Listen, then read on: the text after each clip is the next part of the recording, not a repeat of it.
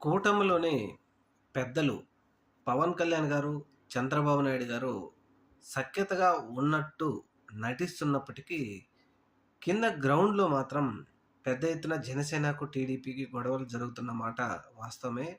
దీనికి ముఖ్యంగా ఎగ్జాంపుల్ ఏం చెప్పుకోవాలంటే, పిఠాపురంలో వర్మ గారు, ముఖ్యంగా జనసేన పార్టీ మర్రెడ్డి అనే వ్యక్తి ఆర్‌ఓ ప్లాంట్ రిబ్బన్ కటింగ్‌కు వర్మను పిలవలేదని తెలుగుదేశం పార్టీ కార్యకర్తలు అక్కడికి చేరుకొని, "మా వర్మ మీకు సపోర్ట్ చేయడం వల్లే మేము మిమ్మల్ని గెలిపించాం.